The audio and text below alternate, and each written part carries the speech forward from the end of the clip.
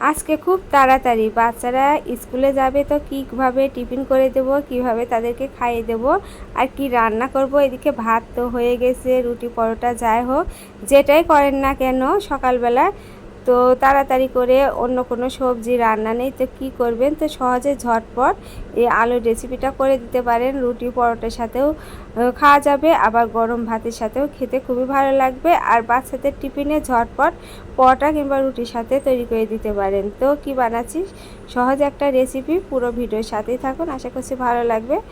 তো আমি আলুগুলো চিকন চিকন করে কেটে নিয়েছি, ধুয়ে এবার তেল গরম করে আমি দিয়ে দিলাম আর পরিমাণ মতো লবণ আর হলুদও দিয়ে দিলাম।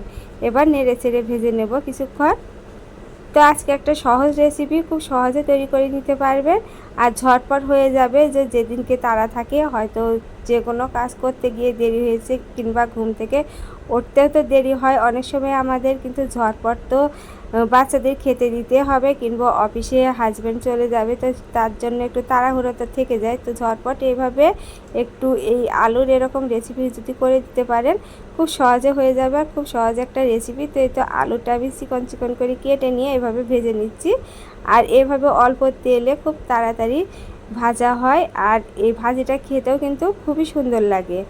আর ভাতের সাথে ভাজি আর একটু ঘি দিয়ে দিলে খুব সহজে খেতে ভালো লাগে এবং খেতেও সবাই পছন্দ করবে। তো সহজেই এই রেসিপিটা করতে পারেন। তো আমার আজকের এই রেসিপিটা ভালো লাগলে আমার ইউটিউব চ্যানেলটিকে সাবস্ক্রাইব করে দেবেন এবং যারা ফেসবুক থেকে দেখছেন লাইক এবং ফলো করে দেবেন এবং শেয়ার করে দেওয়ার অনুরোধ জানাচ্ছি।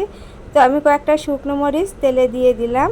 তো শুকনো মরিচটা আমি আগে দিলে হয়তো একটু ভাজাটা আরও ভালো হতো, তো আমি পরে দিচ্ছি। শুকনো মরিচটা একটু এই আলুর সাথে আবার ভেজে নেব। আর যারা ঝাল খেতে পছন্দ করেন এই ভাতের সাথে কিংবা রুটি পরোটার সাথে এই শুকনো মরিচগুলো যদি একটু মাখিয়ে নেন তাহলে তো আরও ভালো লাগবে। তো যাই হোক, সেই শুকনো মরিচগুলো আমি এবারে হালকা করে ভেজে নিচ্ছি।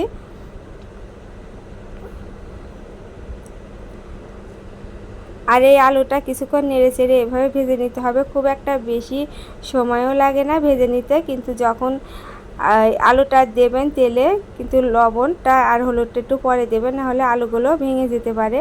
তো খুব সহজে আমার আজকের এই আলু ভাজিটা করে নিলাম